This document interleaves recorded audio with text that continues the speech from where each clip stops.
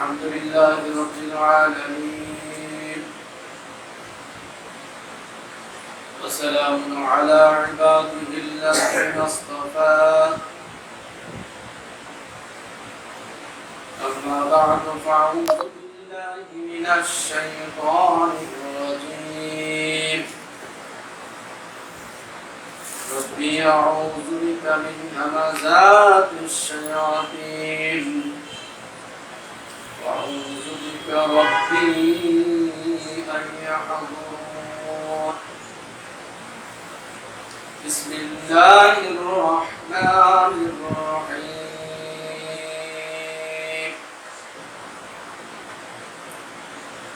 يوم نقول لجهنم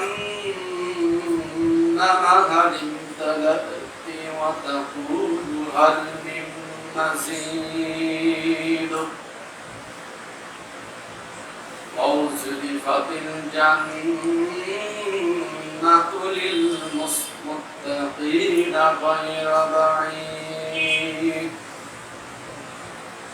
هذا ما توعدون لكل أواب حفيظ. من خشي الرحمن بالغيب وجاء بقلب منيب ادخلوها بسلام ذلك يوم الخلود. صدق الله العظيم وصدق رسوله النبي الكريم ونحن على ذلك من الشاهدين والشاكرين. الحمد لله رب العالمين. আলহামদুলিল্লাহ রব্বিল দরবারে শুকর গুজার আদায় করছি যারা মানবে রবানিতে আমরা এই করোনাকালীন সময়ে সময় মতো জামাত সালাত আদায়ের লক্ষ্যে মসজিদে এসেছি। এই মহান মালিক আমাদেরকে সুস্থ রেখে সময় মতো মসজিদে আসার তৌফিক এনায়েত করলেন। আল্লাহ সুবহানাহু ওয়া তাআলার দরবারে শুকর গুজার আদায় করছি, সকলেই বলছি আলহামদুলিল্লাহ। লক্ষ্যকোটি দরুদ সালাম বর্ষিত প্রিয় নবী, প্রিয় নেতা, সর্বকালের সর্বযুগের সর্বশ্রেষ্ঠ মহামানব বিশ্ব নবী মুহাম্মদুর রাসূলুল্লাহ সাল্লাল্লাহু আলাইহি ওয়াসাল্লামের প্রতি সকলেই বলছি সাল্লাল্লাহু আলাইহি ওয়াসাল্লাম ওয়া সালামুন আলা মুহাম্মদ। দোয়া মাগফিরাত কামনা করছি সেই সমস্ত মুত্তাকিনদের জন্য যারা ঈমানের সাথে বিদায় নিয়ে গেছেন। আল্লাহ তাদের সকলকে ক্ষমা করে দিন, সকলকে জান্নাতের মেহমান হিসেবে কবুল করে দিন। আমরা সকলেই বলছি আমিন। সম্মানিত উপস্থিতি, মুহররম মাস চলছে। আমরা মুহররমের তাৎপর্য গুরুত্ব ছোটবেলা থেকেই শুনে আসছি। আপনারা মুহররমের আলোচনা এত বেশি শুনেছেন, শুনতে শুনতে আপনাদের মুখস্থ হয়ে আছে। এই আশুরা, 10ই আশুরাতে, আশুরা মানেই 10ই মুহররমে অনেক কিছু ঘটবে, অনেক কিছু ঘটে যাবে, অনেক কিছু ঘটেছে সম্পর্কে আলোচনা, আপনারা দীর্ঘ আলোচনা শুনেছেন। আমি এই বিষয়ে আলোচনা করতে চাচ্ছি না। গত জুমাতে যে আলোচনা করেছিলাম তারই কিছু অংশ বিশেষ গত সপ্তাহে কমপ্লিট করতে পারি নাই। তার শেষ কিছু কথা বলতে চাই। আমার আল্লাহ সুবহানাহু ওয়া তাআলার দরবারে সাহায্য কামনা করছি তিনি যাতে কুরআনুল কারীম থেকে, সুন্নাহ থেকে কিছু কথা বলার তৌফিক এনায়েত করেন। আমরা সকলেই বলছি আমিন। সম্মানিত উপস্থিতি, সূরা কফ থেকে গত জুমাতে আমরা আলোচনা শুনেছিলাম। আল্লাহ পাক এই মানুষকে সর্বোত্তম আকৃতি দিয়ে সুন্দর করে সৃষ্টি করেছেন। ওয়া না'লামু মা তুওয়াসবিসু বিহি নাফসুহু। এরপর আল্লাহ পাক বললেন মানুষের নফস কি বলে নফস কি করে কি বলে সেগুলো আমি জানি। মানুষের নফস যে মানুষকে ধোঁকা দেয় এ সম্পর্কে আমি জানি। আর হে মানুষ, আমি তোমাদের কাছে আছি, খুব নিকটেই আছি। শুধু তাই নয়, আমি তো আছি, পাশাপাশি আমি দুইজন সংরক্ষক, যারা আমলনামা রেকর্ড করছে এই ধরনের দুইজন সংরক্ষককে আমি নিযুক্ত করে রেখেছি, যারা ডান এবং বামে বসে আছে। কয়েক বলা আছে, কয়েক মানে বসে থাকা। ডানে এবং বামে যারা আছেন তারা সংরক্ষণ করছেন। আমরা কি করছি সে কথা আল্লাহ পাক সূরা ইনফিতারে বলেছেন, ওয়া ইন্না আলাইকুম লাহাফিজিন কিরামান কাতিবিনা ইয়ালামুনা মা তাফআলুন। অবশ্যই আলাইকুম মানে তোমাদের উপরে, অবশ্যই তোমাদের কাছে বা তোমাদের নিকটে দুইজন সংরক্ষণকারী আছে, তারা কি করছে, ইয়ালামুনা মা তাফআলুন, তোমরা যা করছো তারা সেগুলো লিখে দিচ্ছে, সংরক্ষণ করছে। আল্লাহ পাক মানুষকে সতর্ক করে দিচ্ছেন যে তুমি যে কাজ করো, পৃথিবীতে যে কর্ম করো, এই কর্মগুলো সব রেকর্ড হয়ে যাচ্ছে, এগুলো সব রেকর্ড হয়ে যাচ্ছে। এরপর বললেন প্রত্যেকটা মানুষকেই মৃত্যু যন্ত্রণা অবশ্যই আসবে, তোমাদের নিকট মৃত্যু হাজির হবে, মালাকুল মউত আসবে। আল্লাহ পাক কোরআনে বলেছেন যে মালাকুল মউত উকিলা বিহা, মালাকুল মউত একজন আছেন, সে হলো দায়িত্বপ্রাপ্ত, তাকে নিযুক্ত করা হয়েছে, মানুষের জান কবজ করার জন্য তাকে নিযুক্ত করা হয়েছে। এটা কোরআন দ্বারা প্রমাণিত, মালাকুল মউত আছে এবং মানুষের মৃত্যু যন্ত্রণা হবে। এরপর আল্লাহ বলছেন যে দেখো, এই পৃথিবী শেষ নয়, যে মৃত্যু হয়ে গেল তোমার লাইফ শেষ, এটাই তোমার সমাপ্তি, এটি নয়। কি হবে? আল্লাহ পাক বললেন যে আমি এমন ব্যবস্থা রেখেছি, দেওয়া হবে, সিংহা বাজানো হবে, যেটা আমরা বলি সিংহা, কারণ কেন সিংহা শব্দ নাই, সুর বলা হয়েছে, মানে বাঁশি বাজানো হবে। আল্লাহ বলছেন এটা হলো আমার সতর্ক বার্তা। আল্লাহ বলছেন তোমাদেরকে যেভাবে প্রথমবার সৃষ্টি করা হয়েছে সেইভাবে আমার সৃষ্টি করা হবে, আবার তোলা হবে। প্রথমবার যখন ইসরাঈল আলাইহিস সালাম সিংহে ফুঁক দিবেন, তখন তো সব ধ্বংস হবে, প্রথম কিয়ামত সব ধ্বংস হবে। এরপরে দ্বিতীয়বার যখন ফুঁক দিবেন, কিয়ামত অর্থাৎ সকলেই দাঁড়িয়ে যাবে, কবর থেকে উঠে সকলে হাসরের ময়দানে জড়ো হবে, একত্রিত হবে। আল্লাহ বলছেন যে বান্দা, তোমার প্রতিদান দেওয়া হবে, দুনিয়াতে তুমি যা করছো তোমার কর্ম অনুযায়ী তোমার প্রতিদান। এই কথাগুলো আল্লাহ পাক আমাদেরকে স্মরণ করিয়ে দিচ্ছেন যে ভুলে যেও না, সেই পরকালের কথা ভুলে যেও না, আমার সামনে দাঁড়িয়ে কিন্তু তোমাকে হিসাব দিতে হবে, আমার সামনে দাঁড়িয়ে জবাব দিতে হবে। আল্লাহ পাক এখানে সে কথা পুরো বলেছেন, ক্বালা করিনুহু হাদা মা লাদাইয়া আতীদ। ফেরেশতা বলবে, এই ফেরেশতা অর্থাৎ সম্মানিত লেখকদ্বয়, হতে পারে অন্য ফেরেশতা হতে পারে, সম্মানিত ফেরেশতা বলবেন হাদা মা লাদাইয়া আতীদ, আমার নিকট আছে এই যে সুরক্ষিত কিতাব, সংরক্ষিত কিতাব, পুস্তকাকারে কিতাব আমার নিকট আছে, এটা আমলনামা, আল্লাহর সামনে উপস্থাপন করবে আমলনামা। এরপরে বিচার যা হবে সেগুলো আমরা শুনেছি পূর্বের আলোচনায়। আল্লাহ পাক কিভাবে বিচার দিবেন, আমলনামা পড়তে বলবেন, আমলনামা সে দেখে অবাক হবে, আশ্চর্যান্বিত হবে, এরপরে অস্বীকার করবে। আল্লাহ পাক তখন তার অঙ্গ প্রত্যঙ্গ দিয়ে সাক্ষী দিবেন, এই কথাগুলো আছে। এরপরে নবী থাকবে একদিকে দাঁড়িয়ে, ফেরেশতারা থাকবে। নবী তার বিপক্ষে, যদি সে কোরআনের বিপক্ষে হয়, অর্থাৎ বামপন্থীর আগে আমরা আলোচনা শুনেছি, যদি বামপন্থী হয় তাহলে নবী তার বিপক্ষে অবস্থান নেবেন, নবী তার বিপক্ষে অবস্থান নেবেন। আর যদি ডানপন্থী হয় তাহলে তাদের শাফাআত করবেন, ফেরেশতারা শাফাআত করবেন। সে কথাগুলো কোরআন কারিমের বিভিন্ন জায়গাতে ছড়িয়ে ছিটিয়ে আছে, আল্লাহ বলেছেন। হিসাব হয়ে গেল, হাসরের ময়দানের অবস্থাটা মোটামুটি এখানে শেষ করে হিসাব হয়ে গেল। হিসাবের পরে এখন কি হবে আল্লাহ পাক সেই কথাগুলো এখানে বলেছেন। কি হবে?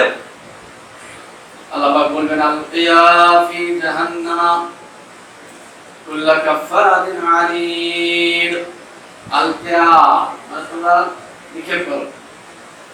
আলকিয়া এখানে দুইজনের কথা বলা হয়েছে। আলকিয়া তোমরা দুইজন নিক্ষেপ করো ফি জাহান্নাম কুল্লা কাফফারিন আনিদ, প্রত্যেকটা সীমালঙ্ঘনকারী, পাপাচারী এবং কাফেরকে তোমরা কি করো? জাহান্নামে নিক্ষেপ করো।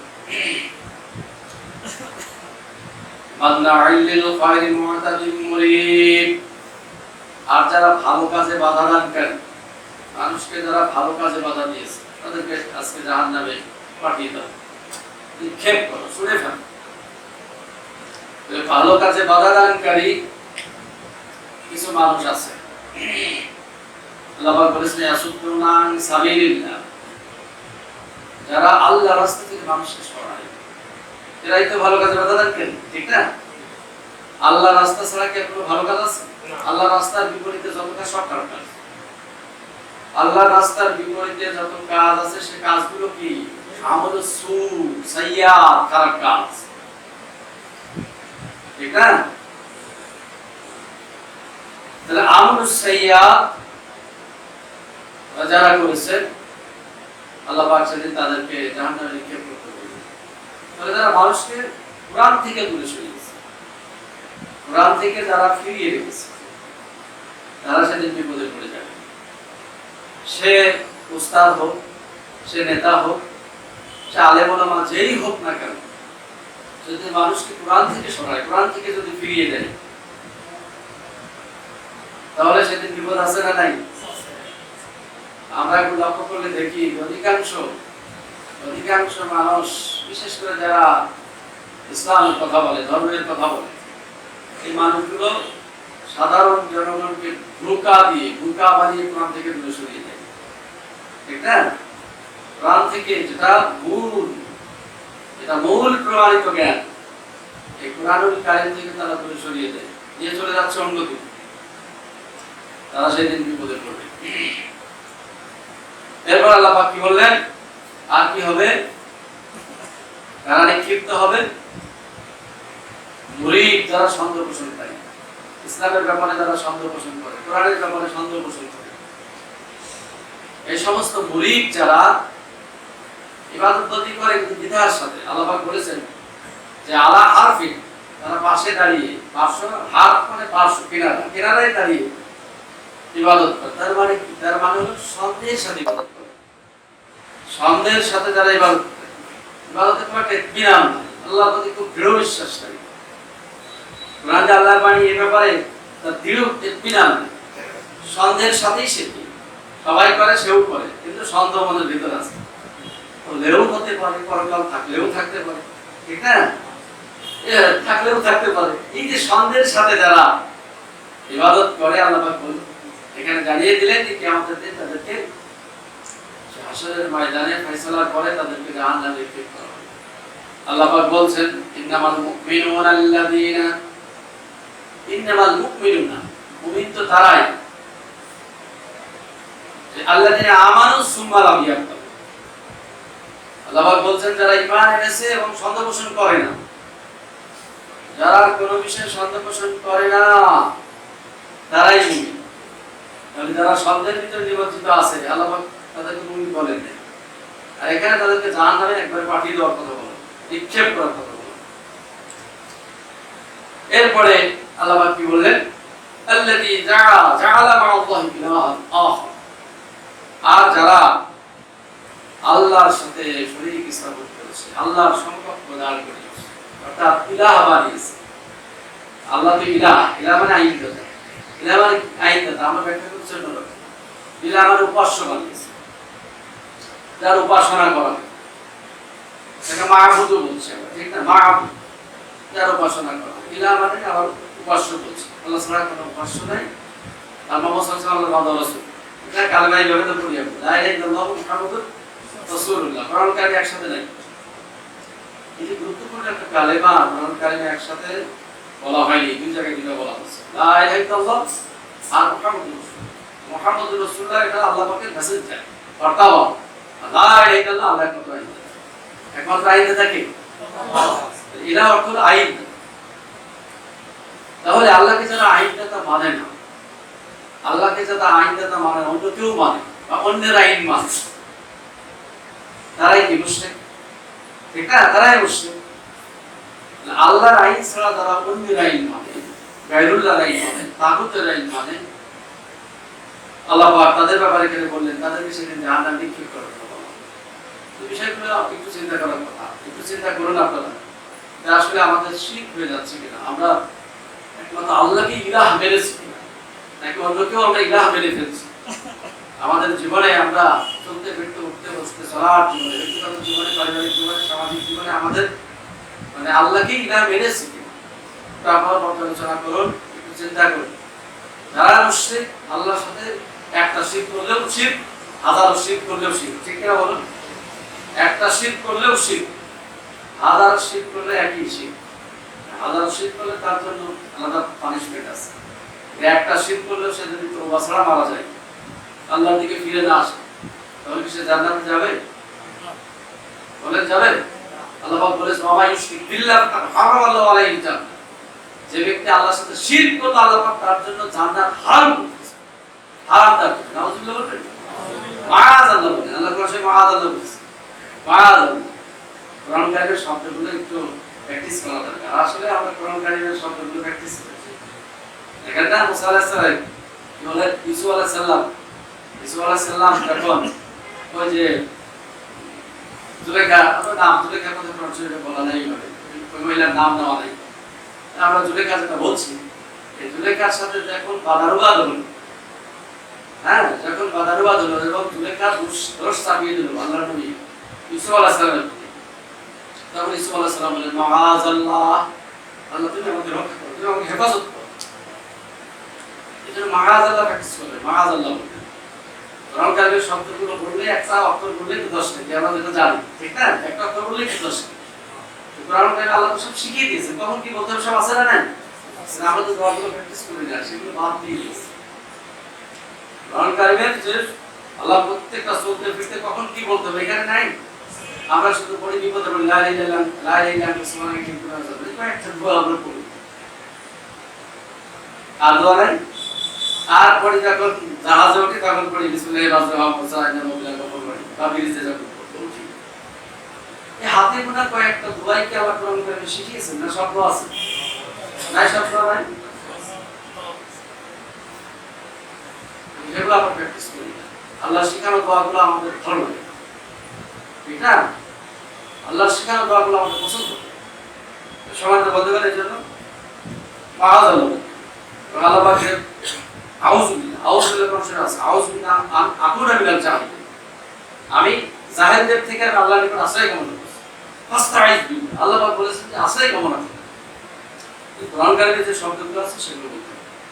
তাহলে যেটি বলছিলাম শিরক, এই বিষয়ে আমাদের আলোচনা হয়েছে, এই শিরকের ব্যাপারেও অনেক আলোচনা করেছি। বোঝা যাচ্ছে যে তারা শিরক করবে, তারা সেদিন জাহান্নামে যাবে, আল্লাহ পাক তাদের ব্যাপারে বললেন। এখন কি হবে? কি হবে? কয়েকটি গুণের কথা গত সপ্তাহে বলেছিলাম, আজকেও একটু আপনাদের রিভিশন দিয়ে দিলাম, স্মরণ করিয়ে দিলাম। এরপর কি হবে দেখেন, জাহান্নামে চলে গেল সবাই, জাহান্নাম শয়তান সহ জাহান্নামে গেল, বিচার কমপ্লিট, আসরের ময়দান শেষ, এখন জান্নাত জাহান্নাম, জান্নাত জাহান্নাম হয়ে গেল। এখন জাহান্নামে যে কি ঘটনা ঘটবে সেই কথাগুলো আল্লাহ পাক এখানে বলতে হবে। কি ঘটবে? এখন ক্বালা কারিনুহু রব্বানা মা আগাইতা, হ্যাঁ, শয়তান সেদিন বলবে ক্বালা কারিনুহু, তখন শয়তান বলবে মানে জাহান্নামের ভিতরে ঝগড়া হবে, ঝগড়া চলছে শয়তানের সাথে মানে তাদের সাথে ঝগড়া চলছে, ঝগড়া হবে কিন্তু সেখানে তার কাছে আল্লাহ বলেছেন যে ঝগড়া করো না এখানে। এবং জাহান্নামের ভিতরে ঝগড়া হবে, অনুসারীরা নেতাদেরকে বলবে বেটা তোর জন্যই জাহান্নামে এসেছে, তুই যত অপরাধ, তুমি তো আমাকে বিভ্রান্ত করছো, গুমরাহ করছো। শয়তানের প্রতি সবাই ক্ষিপ্ত হবে, সবাই শয়তানকে দোষারোপ করবে, এই বেটার জন্য আমরা জাহান্নামে এসেছি ইত্যাদি ইত্যাদি। এই সমস্ত কথা যখন ঝগড়া চলবে তখন শয়তান কি বলবে দেখো, ক্বালা করিনুহু রব্বানা মা আদগাইতুহু ওয়ালাকিন কানা ফী দালালিন বাঈদ। সেদিন শয়তান বলবে রব্বানা, আয় আমার রব। শয়তান কিন্তু বলে রব, আল্লাহকে সে স্বীকার করে। শয়তান কি আল্লাহকে রব হিসেবে স্বীকার করে। মা আদগাইতুহু, আমি ওকে পথভ্রষ্ট করি নাই, ওয়ালাকিন কানা ফী দালালিন বাঈদ, বরং সে নিজেই পথভ্রষ্টতার ভিতরে নিমজ্জিত ছিল, পথভ্রান্ত, সে নিজেই পথভ্রান্ত হয়েছিল। ক্বালা লা তাখতাসিমু লাদাইয়া, তখন আল্লাহ পাক বলবেন আমার সামনে ঝগড়া করো না, পরস্পর ঝগড়া করো না,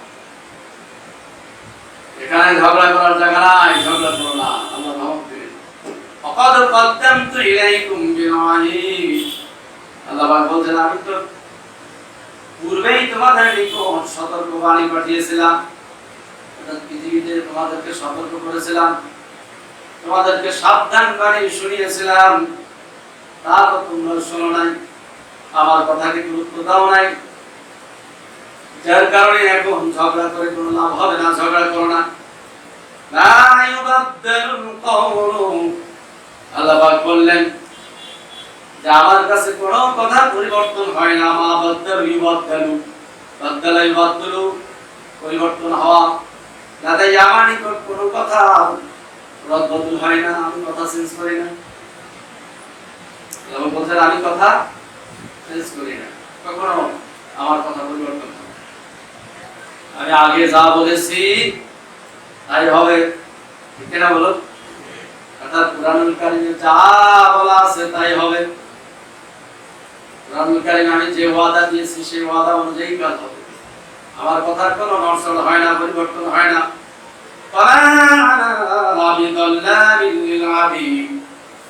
আল্লাহ পাক জানিয়ে দিলেন কোন বান্দার প্রতি আমি জুলুম করি না, জোরে বলুন সুবহানাল্লাহ। কোন বান্দার প্রতি তিনি জুলুম, আল্লাহ পাক একেবারে দৃঢ়তার সাথে বলেছেন ওয়ামা আনা বিসাল্লামিল্লাহি, আমি কোন বান্দার জন্য জুলুমকারী নই, কোন বান্দার প্রতি আমি জুলুম করি না। আল্লাহ পাক জুলুম করবেন না, করবেন? এরপর আল্লাহ পাক কি বলবেন?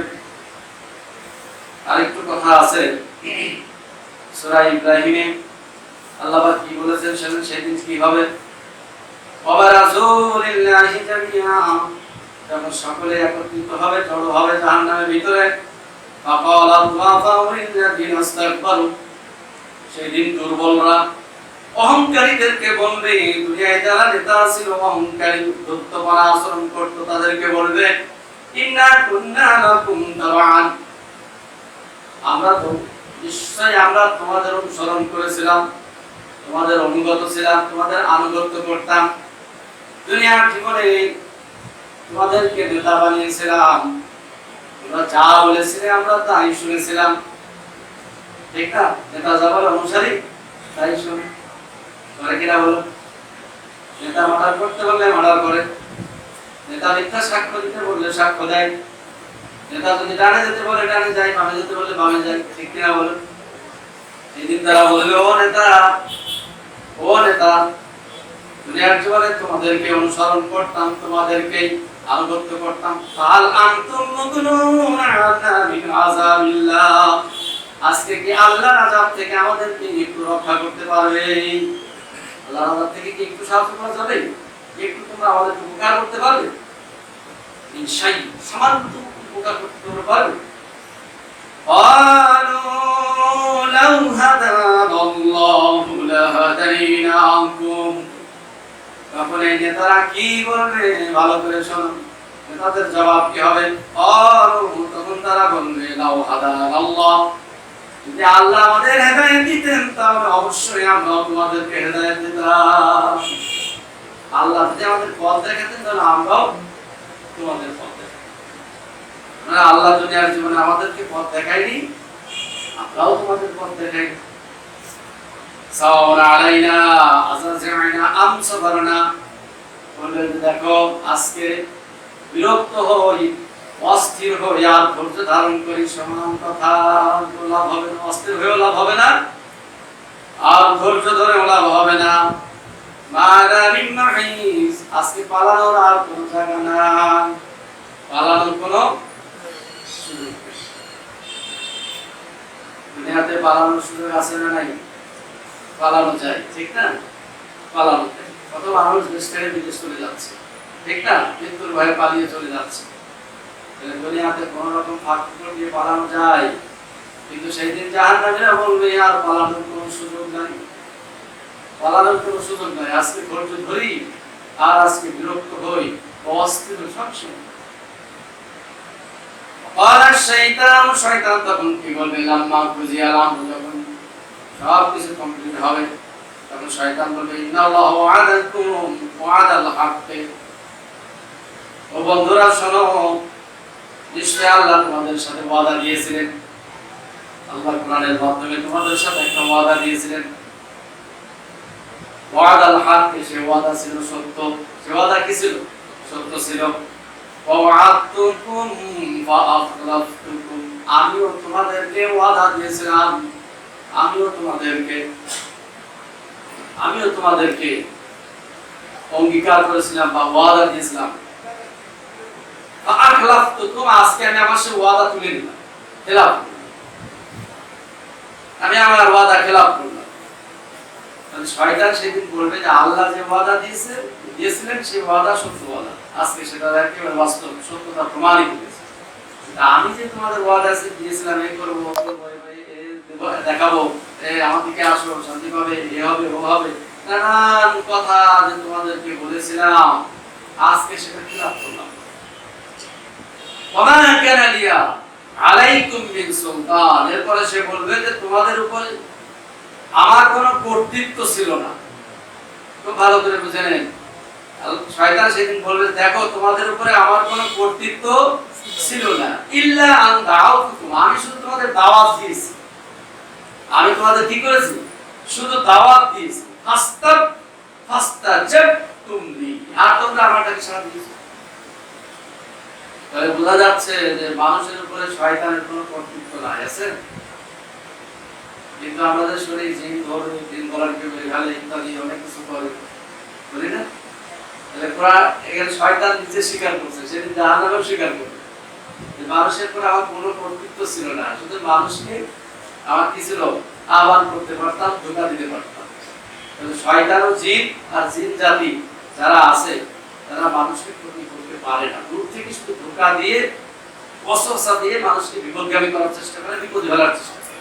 এখন যে তার ধোঁকা খেয়ে বিপদগামী হয় সে বিপদগামী হয়ে যায়, যে তার ধোঁকা খেয়ে দেখা যাচ্ছে যে বিপদে পড়ে, হ্যাঁ, সে তো নিজেই পড়ে, শয়তানের নাম করে। সম্মানিত বন্ধুগণ, অনেকেই দেখবেন যে এই ঝাড় ফুঁক তাবিজ কবজ দিয়ে টাকা ইনকামের রাস্তা খুলে দেয়, ঠিক না? একটু সতর্ক, তাদের থেকে সতর্ক থাকবে। এগুলো সব বাটপারি, এগুলো বাটপারি। এই জিন লেগেছে, ই হয়েছে করে না, এগুলো ঠিক, এগুলো ব্রেনের সমস্যা। আপনারা শিক্ষিত মানুষ, সচেতন মানুষ জানেন যে মানুষ যখন পাগল উল্টাপাল্টা বকে কেন এটা ঢিল হলে বকে, ঠিক না? আর জিন যেটা করে সেটা দুষ্ট জিনেরা মানুষকে অসুস্থ দেয়, ধোঁকা দেয়। শয়তান মানুষের ইলেকট্রিসিটির মতো মানুষের দেহের ভিতরে যায়, সে কি করে? কলবে বসে ধোঁকা দেয়, সে ধোঁকা দিতে থাকে। শয়তান এই কাজটা করে। তাছাড়া শয়তান মানুষের গলাও টিপতে পারে না, শয়তান মানুষকে রাতের বেলা বেরোও ফেলতে পারে না, তাহলে পৃথিবীর কোনো মানুষ বাঁচত না। শয়তানের যদি পাওয়ার থাকতো সব মানুষ, তবে বুঝতে পারলাম যে সেই দিন কি হবে? শয়তান বলবে ফালা তালুবুনি ওয়ালুমু আনফুসাকুম, আমাকে দোষ দিয়ে কোনো লাভ নাই, নিজেদেরকেই দোষ দাও। ওমা আনা বিমুসলিকিকুম, আমি তোমাদেরকে আজকে উদ্ধার করতে পারবো না। ওমা আনতুম বিমুসলিকি, আমাকেও তোমরা আজকে উদ্ধার করতে পারবে না। ইন্নী কাফারতু বিমা আশরাকতুমুনি, আমি অস্বীকার করলাম তোমরা যে আমার সাথে শরীক স্থাপন করেছিলে, আমি তা অস্বীকার করলাম। ইন্না যালিমিনা লাহুম আযাবুন আলীম। আল্লাহ পাক জানিয়ে দিলেন যে জালেমদের জন্য সেদিন কঠিন আযাব। তাহলে বোঝা যাচ্ছে যে শয়তান আমাদের বন্ধু নয়, নেতাও আমাদের বন্ধু নয়, ঠিক না? ভালো নেতা যদি হয় তাহলে আলহামদুলিল্লাহ, ভালো নেতার পিছনে ছুটেন, ভালো নেতার আনুগত্য করতে হবে। কিন্তু খারাপ নেতার যদি আনুগত্য কেউ করে তাহলে বিপদ আছে না নাই? একদম আল্লাহ ক্লিয়ার করে দিয়েছেন যে সেই দিন তোমার নেতার যা অবস্থা হবে তোমারও সে একই অবস্থা হবে। আল্লাহ তালুমুনি ওয়ালুমু আনফুসাকুম, ওদের একে অপরের দোষারোপ করে কোনো লাভ হবে না। এই জন্য ভাইরা খুব সাবধান। দুনিয়ার জীবনটা ছোট্ট একটা জীবন, এই জীবনটা নেতা ধোঁকায় পড়ে নষ্ট করা যাবে না, ঠিক না? নষ্ট করা যাবে না। এই জীবনের মূল্য আছে অনেক দাম, অনেক দাম। এই জন্য সময়টা নষ্ট করা যাবে না, এই সময়টা অপচয় করা যাবে না। আল্লাহর ইবাদতে মগ্ন থাকতে হবে, লিপ্ত থাকতে হবে। আল্লাহ বলেছেন বারবার, আরে আবুদুল হাদা সিরাতুল মুস্তাকিম, আমার ইবাদত করো, আমার দাসত্ব করো, আমার গোলামি করো, এটাই হলো একমাত্র পথ, এটাই জান্নাতে যাওয়ার রাস্তা, আর কোনো রাস্তা নেই। এই জন্য ভাইরা সময়টা কাজে লাগাতে হবে। আপনার 24 ঘন্টাই ইবাদত হবে, ঠিক না? সকাল থেকে উঠে রাত পর্যন্ত যদি আল্লাহর নির্দেশনা অনুযায়ী আমি জীবনযাপন করি তাহলে সব ইবাদত হবে না? জাহান্নাম বড়ই কঠিন, জাহান্নাম বড়ই কঠিন। আল্লাহ দেখেন কি বলেছেন সূরা নাবাতে পরিষ্কার করে দিয়েছেন। এই জন্য জাহান্নামের আলোচনা যদিও আমার আজকের আলোচ্য বিষয় নয়, তবু একটু আলোচনা না করলে হচ্ছে না। দেখুন আল্লাহ পাক কি বলেন, ইন্না জাহান্নামা কানাত মিরসাদা। আল্লাহ পাক বলেন, ও দুনিয়ার মানুষ, আমার বান্দারা শোনো শোনো, নিশ্চয়ই জাহান্নাম হলো একটা ঘাঁটি, জাহান্নাম একটা মিরসাদ, একটা ঘাঁটি।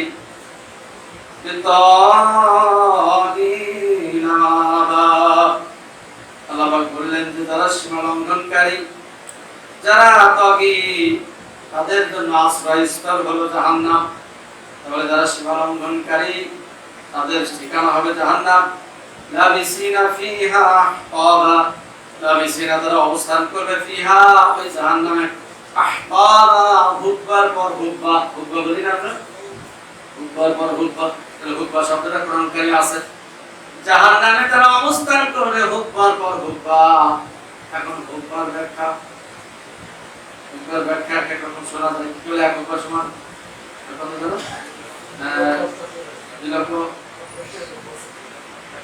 2,88,000 বছর এক হুকবা। হুকবা মানে আরবিতে বলা হয় জু। হুকবা মানে কি? জু, একটা কালকে বলা হয়, একটা কাল, একটু কালকে একটা হুকবা বলা হয়। আল্লাহ পাক বহু বছর ব্যবহার করেছেন আহকাবা, মানে যুগের পর যুগ, এক যুগ শেষ হবে আর এক যুগ শুরু হবে। এইভাবে যুগের পর যুগ তাকে জাহান্নামে কাটাতে হবে। লা ইয়াদুকুনা ফিহা বারদান ওয়ালা শারাবা, লা ইয়াদুকুনা তারা স্বাদ অনুভব করবে না, ফিহা জাহান্নামে, বারদান ওয়ালা শারাবা, কোন ঠান্ডা সেখানে অনুভব করবে না, ওয়ালা শারাবা, এবং কোন পানিও সেখানে পাবে না, অনুভব করবে না। ইল্লা হামিমা ওয়া গাসসাকা, শুধুমাত্র ফুটন্ত পানি আর পূর্ণ ছাড়া। ফুটন্ত পানি আর পূর্ণ, এটা ঘটবে কিনা বলেন? অবশ্যই ঘটবে। আমার মনে হয় বিশ্বাস কম। অবশ্যই ঘটবে। ফুটন্ত পানি আর পুজ রক্তের কথা আল্লাহ বলেছে। আহা, ঘৃণিত, কি ঘৃণিত শাস্তি। একটু চা গরম হলে যদি তাড়াতাড়ি গিয়ে ফেলে একবারে জ্বলতে জ্বলতে চাই, ফুটন্ত কোনো জিনিস খাওয়া যায় বলে? আল্লাহ বলেছে এই ফুটন্ত পানি খাওয়াবো, ফুটন্ত পানি খাবে আর পুজ রক্ত খাবে। তাহলে জাযাউ বিফাকা, আর এটা হবে তাদের প্রতিদান। তারা যে অপরাধী সে অপরাধের প্রতিদান। ইন্নাহুম কানু লা ইয়ারজুনা হিসাবা, হিসাবা, কারণ তারা এই যে আল্লাহর সাথে সাক্ষাৎ হবে, এই জান্নাতে আসা লাগবে, এই ব্যাপারে তাদের কোনো কি ছিল না। ইয়ারজুনা, তারা ইচ্ছা পোষণ করতো না, এই হিসাবের ব্যাপারে তাদের কোনো আগ্রহ ছিল না, ইচ্ছা পোষণ করতো না, হিসাবের ব্যাপারে তাদের কোনো গুরুত্ব ছিল না। পরকালে হিসাব হবে, কথাগুলো আল্লাহ পাক কথাই কথাই বলে দিচ্ছেন, বান্দা সাবধান হয়ে যাবে। এই আমি একটু আপনাদেরকে বিশেষ করে ইমানটা একটু যাতে ডেভেলপ করে, একটু যাতে আমাদের ইমানের তারাক্কি হয়, এই জন্য চেষ্টা করছি কয়েক জমা ধরে। এই শুধু ইমানের আলোচনা, পরকালের আলোচনা, কবরের আলোচনা, কারণ আল্লাহ পাক এগুলো কোরআন কারিমে বলেছেন। কারণ এগুলো বললে মানুষের মন দেখেন যখন ভয়ঙ্কর কিছু কথা বলা হয়, যখন বিপদের কথা বলা হয়, মানুষের মনটা তখন একটু ঘায়েল হয়, দুর্বল হয়, ঠিক না? এটা আল্লাহর আইন। মানুষের ঈমান বিপদ, আল্লাহ রাসূল তো সেই কাজটাই করেছিলেন। মক্কি জীবনে 13টি বছর রাসূল শুধু দেখেন দাওয়াতি কাজ করলেন, সাহাবীদেরকে দাওয়াত দিলেন। এই যে মক্কি সূরা যেগুলো শুধু পরকালের আলোচনা, পরকালের আলোচনা, হ্যাঁ, আযাব, জান্নাত, জাহান্নামের আলোচনা, এগুলো করেছেন মানুষের ঈমান মজবুত এবং দৃঢ় বিশ্বাস জন্মেছে। এরপরে মদিনাতে যে কাজ করেছে, ঠিক না? এই যে আল্লাহ পাক বললেন কি অবস্থা হবে, তারা এই হিসাবে দিনের ব্যাপারে তারা সচেতন ছিল না, তারা আশা পোষণ করতো না ওই দিন আবার হবে, ওই দিনে যেতে হবে, হিসাব দিতে হবে, এই ধরনের কোনো তাদের ফিলিংস। ওয়াকাদ্দাবু বিআয়াতিনা কিযাবা, অপরাধ কি আল্লাহ পাক বললেন, বলে যে অপরাধের যে শাস্তির কথাগুলো শুনলেন, শুধু ফুটন্ত পানি আর দুর্গন্ধ জাহান্নামের খাবার। আর সূরা ওয়াকিয়াতে বলা আছে সাক্কুম বিরিক্কব, অন্যান্য জায়গায় আরো বিভিন্ন শাস্তির কথা বলা আছে। আল্লাহ পাক বলেছেন শামসা ওয়া জামহারিরা, শামসা মানে প্রচন্ড তাপ, সেখানে তাপ দেওয়া হবে। শামসা ওয়া হারিরা, এরপরে বলা হলো সেখানে প্রচন্ড ঠান্ডার জন্য শাস্তি দেওয়া হবে। তাহলে যেমন ঠান্ডা তেমন হিট, এরপরে রক্ত আর ফুটন্ত পানি, সাক্কুম যে গাছ, যেটা ক্যাকটাস বলা হয়, সাক্কুম একটা জাহান্নামের গাছ, যেটি খেলে তলবকরণ করতে পারবে না, নিচে নামাতে পারবে না, গলার ভিতরে সব আটকাবে। এই খাবারের কথা বলা আছে, সেই খাবারটি তারা পেট করবে। এগুলো আল্লাহ পাক কোরআনুল কারীমে বলেছেন, এগুলো 100তে 100 ভাগ করবে না, করবে না।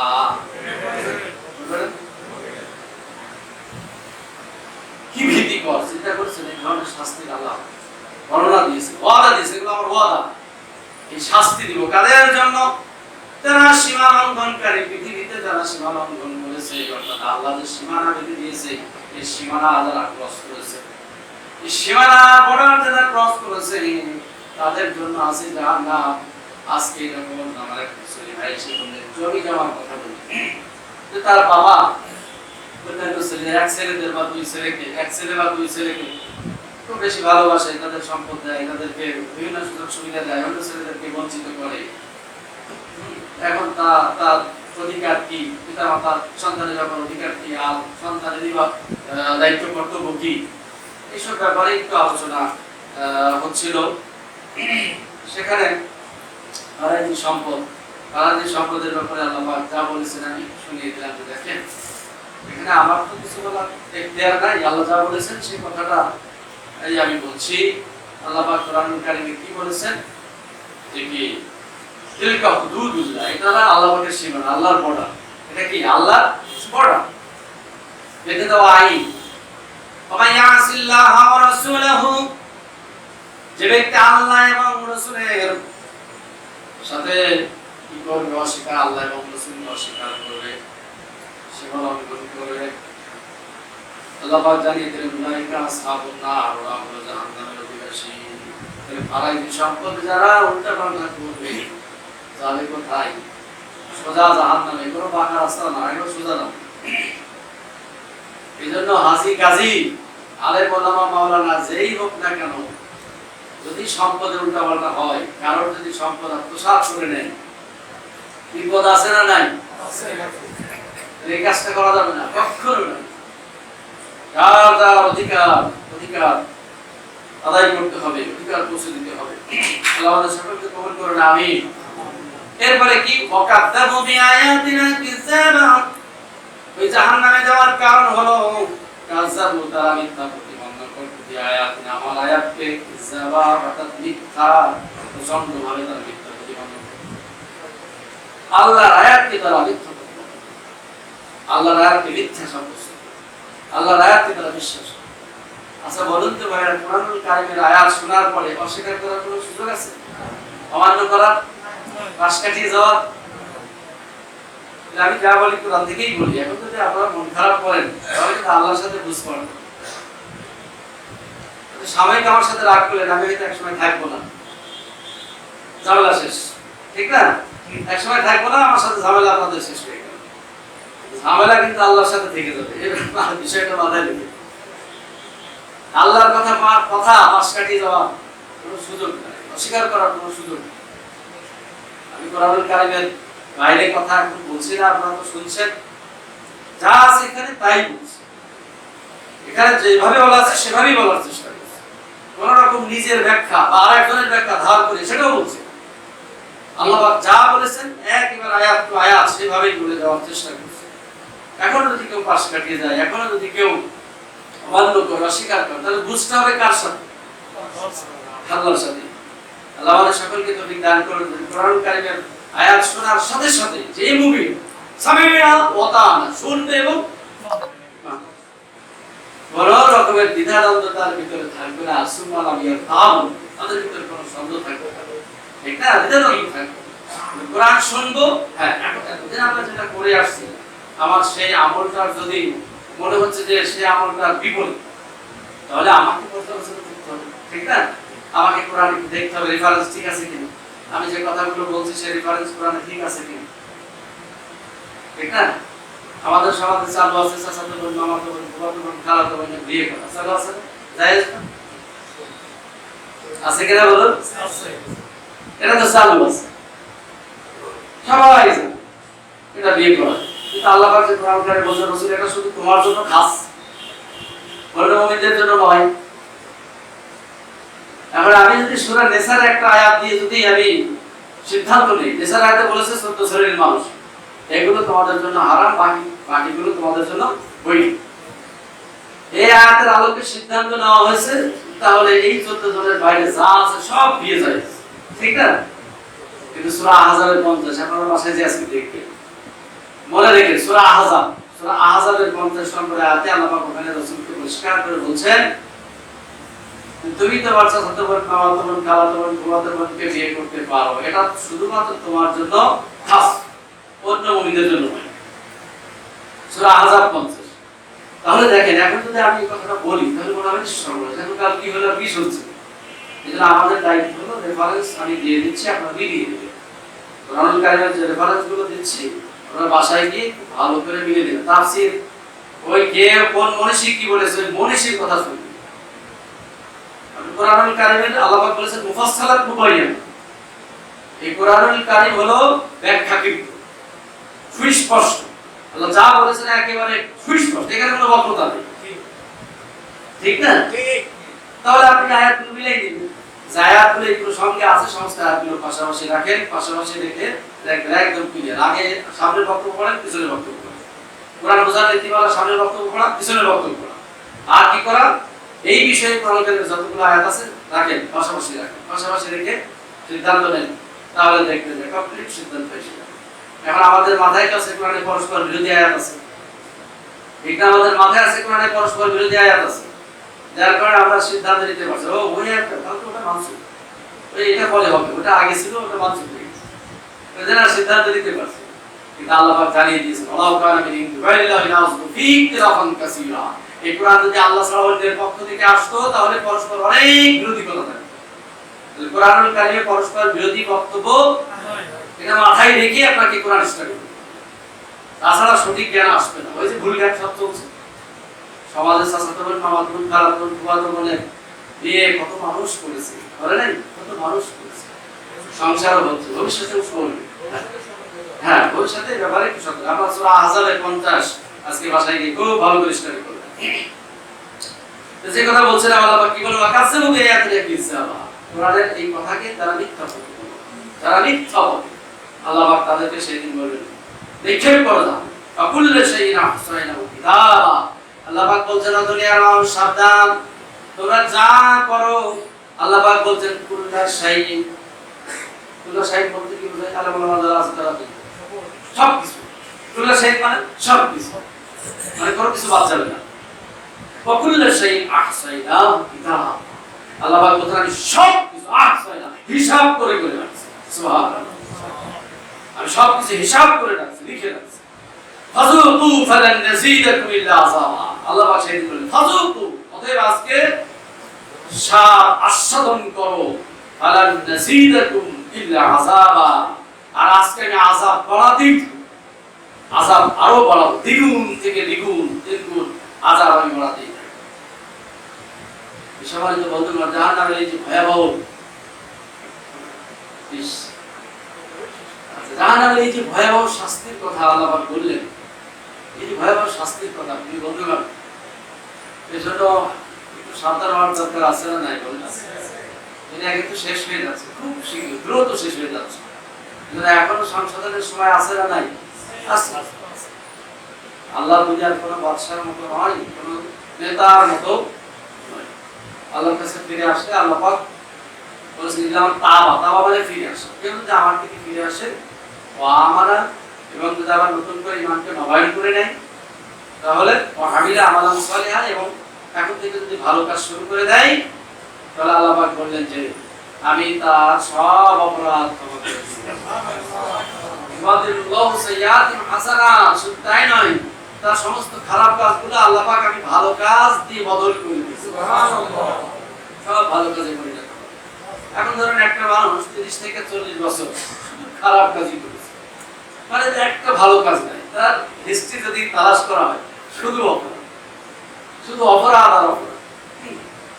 আমি একজনের মোবাইলে একটু দেখছিলাম, এখানে যে হিস্ট্রি আছে না, ইউটিউবের হিস্টোরি, ওখানে একটু তালাশ করতে দেখলাম কি দেখেছে। দেখছি যে 6 মাস ধরে সে যা দেখেছে, শত শত খারাপ জিনিস, অশ্লীল জিনিস দেখেছে। কিন্তু এটা কাটা সে জানে না, কাটতে পারে নাই।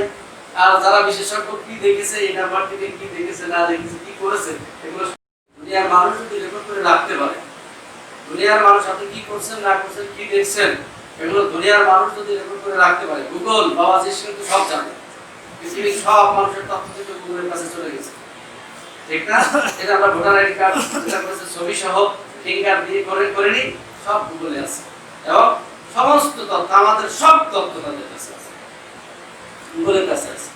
আপনি যেখানেই পালান, যেখানেই যান, এই তথ্য দিয়ে আপনি খুঁজে বের করে ফেলা যাবে। এখন তো আপনারা গুগল ম্যাপ দেখেছেন, ম্যাপ দেখে গুগল ম্যাপ দিয়ে সব একেবারে গ্রামের নাম, মসজিদের নাম সব আছে না নাই? গুগল ম্যাপ তো চালান আপনারা, দেখেন কি গুগল ম্যাপে সব আছে, একবারে লোকেশন দেওয়া আছে। আপনি আপনারা দেখবেন, ঈশ্বরকে দেখবেন, তারপরে এখানে মসজিদ দেখে দেখবেন, কুবা একটা রাস্তা বলে দিই, ওই রাস্তা দেখেই চলে যেতে পারবে। এখন আর কাউকে জিজ্ঞাসা করা লাগবে না। তাহলে মানুষ যদি এটা পারে, মানুষ যদি এটা করতে পারে, তা আল্লাহ পাক পারবেন না? পারবেন না? আল্লাহ পাক বলেন সব লিখে রাখছি, সব খুঁটে খুঁটে লিখে রাখছি, কোনো কিছু বাদ দিচ্ছি না। তো সম্মানিত বন্ধুগণ, এর জন্য একটু ভাবুন, একটু চিন্তা করুন, আমাদেরকে ফিরে আসতে হবে আল্লাহর দিকে। আল্লাহর দিকে যেটা বলছিলাম, 30 থেকে 40 এই বছরটা, এই টোটাল 10 বছর সে খারাপ কাজে লিখে আছে।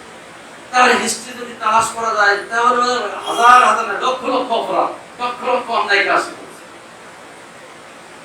অপরাধগুলো সে দেখলে অবাক, আশ্চর্য হয়ে যাবে, আহা কি করেছে, এমন অন্যায় নাই যে আমি করিনি, ঠিক না? কিন্তু আল্লাহ পাক বলছেন, বান্দা এই 10 বছরের গ্যাপ থাকবে না, এই 10 বছরের গ্যাপ থাকবে না, 10 বছরের অপরাধ সব ক্ষমা করে দিব, পাশাপাশি 10 বছরের সমস্ত কাজগুলো ইবাদতে পরিণত করে দিব। সুবহানাল্লাহ। এইজন্য ভাইরা, এখনো সময় আছে, এখনো সময় আছে, আল্লাহর দিকে ফিরে আসি, কোরআনের দিকে ফিরে আসি। এই সমস্ত বাজে নেতাদেরকে ঢুকায় পড়ে জাহান্নামী না হয়ে আমরা জান্নাতের জন্য একটু চেষ্টা করি, একটু চেষ্টা করুন ভাইরা। পাশাপাশি দেখেন আল্লাহ পাক কি বলেন, ইন্নালিল মুত্তাকিনা মাফাজা, আর যারা মুত্তাকি, যারা আল্লাহ সচেতন, যারা সতর্কতার সাথে আল্লাহর হুকুমগুলো পালন করে, বিউটিফুল, যারা কর্তব্য পালনকারী, আল্লাহ পাক তাদের ব্যাপারে বলছে, তাদের জন্য আছে কতই না নয়নমুক্তিকর উপহার আমি তাদের জন্য রেখেছি, হাদাইকা ওয়া আনাবা, তাদের জন্য বাগ বাগিচা, আর কতই না ফলমূল, আঙ্গুরের ফল, কাওয়াইবা রাবা। এরপরে তাদের যে মনের চাহিদা পূরণের জন্য, তারা যে নারীকে ভালোবাসে, একজন পুরুষ নারী ছাড়া চলতেই পারে না। আজকে যখন প্রশ্ন আসলো, বিয়ে কি করে নাকি, বিয়ে কি করা ফরজ? হ্যাঁ, বিয়ে করা ফরজ, অবশ্যই বিয়ে করা ফরজ। আল্লাহ বলেছে, হুন্না লিবাসুল লাকুম ওয়া আনতুম লিবাসুল লাহুন। নারীরা পুরুষদের পরিচ্ছদ স্বরূপ, আর নারীরা পুরুষের পোশাকের সাথে আলাদা তুলনা দিয়েছে। পোশাক যেমন গায়ের সাথে লেগে থাকে, পোশাক থেকে আলাদা হওয়ার সুযোগ আমাদের আছে? যে পোশাককে আলাদা করেছে সে পাগল। কেনা বলো, শরীর থেকে যে পোশাকটা আলাদা করেছে সে পাগল। তাহলে শরীর থেকে পোশাকটাকে আলাদা করার কোনো সুযোগ নাই, আল্লাহ সেই পোশাকের সাথে তুলনা দিয়েছে। তার মানে পুরুষের সাথে নারী থাকবে, পুরুষের সাথে কি নারী থাকবে, তাছাড়া জীবন পূর্ণাঙ্গ হবে না। আপনাকে অবশ্যই বিশ্বাস করতে হবে এবং বিবাহ করতে হবে, ঠিক না? আল্লাহ পাক এই জন্য বলেছেন, বান্দা জান্নাতে তোমার স্ত্রী দিবে, জান্নাতেও তোমার স্ত্রী থাকবে, তোমার সুখের জন্য, শান্তির জন্য, তোমার মনোরঞ্জনের জন্য, তোমার স্বস্তির জন্য সেখানেও আমি নারী দিব, হুর দিব, অকাশন দিব। এটা আরো বলেছেন সেখানে পানপত্র, বিভিন্ন ধরনের পানপত্র থাকে। লা ইয়াসমাউনা ফিহা লাগওয়া ওয়া লা কিযবা, সেখানে কোনো অসার কথা শুনবে না, বাজে কথা শুনবে না, কোনো মিথ্যা কথা সেখানে শুনবে না, কেউ মিথ্যা বলবে না। জাযাআন মিন রাব্বিকা আতাআন হিসাবা, এরপর আল্লাহ পাক বলেন এটা তোমার রবের পক্ষ থেকে, এটা হলো প্রতিদান, মেহমানদারি। সুবহানাল্লাহ। তাহলে আমরা কি সেই জান্নাত চাই যার কথা আল্লাহ দিয়েছে, যা কখনো খেলাপ করা, কখনো খেলাপ করা? এই বন্ধুগণের জন্য আসুন আমরা ফিরে আসি, এখনো ব্যাক আসি। এই দুনিয়ার মায়ায় যারা আমরা জীবনটা নষ্ট করে ফেলছি, ছেলে মেয়ে বউ বিটি, অর্থ আহারে অর্থ যেন মনে হচ্ছে আমার জীবনটা পৃথিবীতে এসেছি অর্থের জন্য, ঠিক না? অনেকের জীবনটাই ধরে শুধু অর্থের পিছনে ছুটে, সকাল থেকে শুরু করে রাত পর্যন্ত শুধু অর্থের জন্যই কি আমার আপনার জন্ম বলেন? অর্থের জন্য জন্ম হচ্ছে, আমাদের কিছু কাজও করতে হবে, অর্থ আমাদেরকে কালেকশন করতে হবে, আমাদেরকে উপার্জন করতে হবে বেঁচে থাকার জন্য, হালাল রুজি খাওয়ার জন্য এবং কাজ করার, ঠিক না?